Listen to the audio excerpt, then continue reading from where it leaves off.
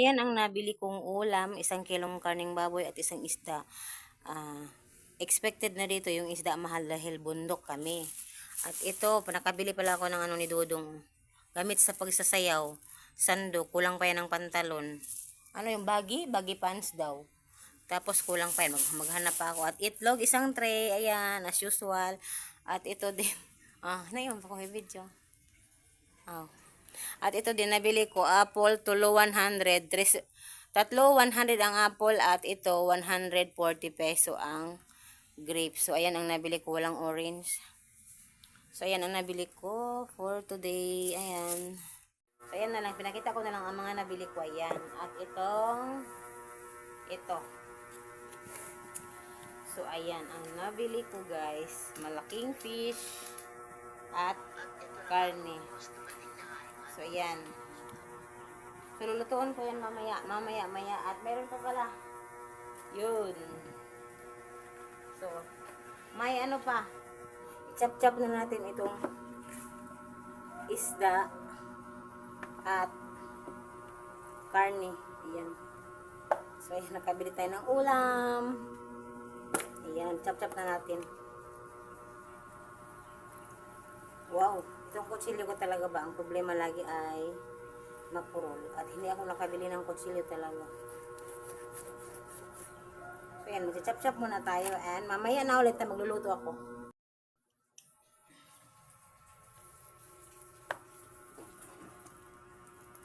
Yung mukha ko guys, kasi sobrang init ang aming lugar.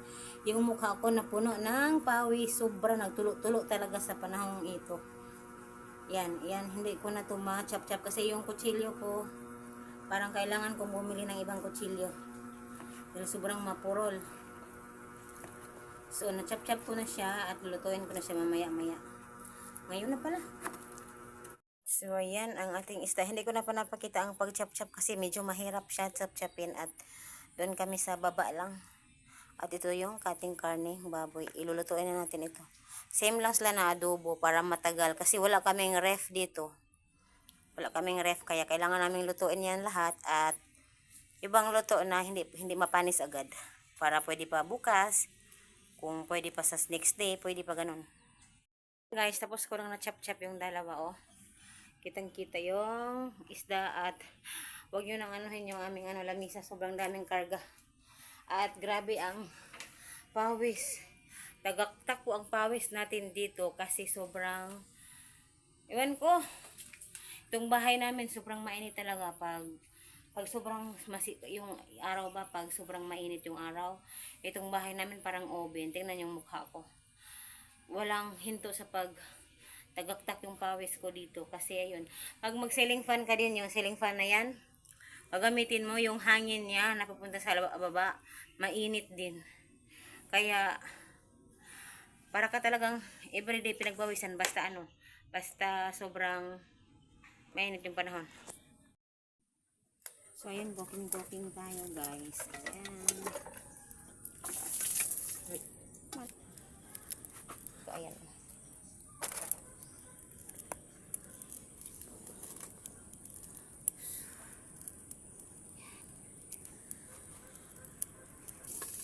Sobrang init yun.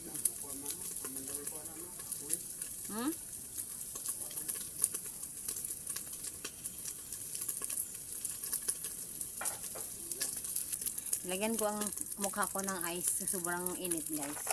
Sobrang init kasi. Yan. Cooking tayo ng ito ang niluto ko ngayon. Ayan. Baboy. Ayan ang ating likod. Barangay na dyan. Barangay hall. Andyan o sa likod. Yan ganyan. Sa likod ng mga bahay na yan. Barangay hall na yan. So tumutulo-tulo pa yung ano ko. Mukha ko lang sa ice. Sobrang init kasi. Parang ano ba? Parang nasusunog yung mukha ko. Namumula pa din ako kahit dapa-dapa yung ilong natin. So yun guys. Yan ang ating niluluto. So mamaya ulit ha.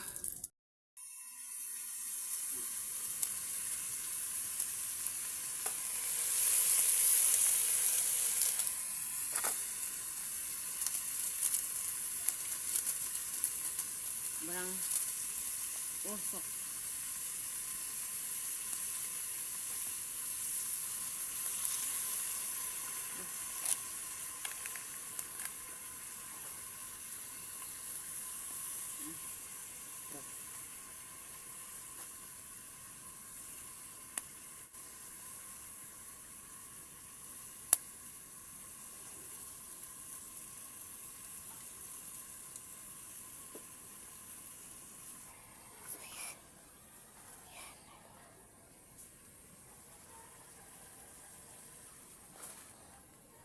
So, yung gamit namin guys is panggatong.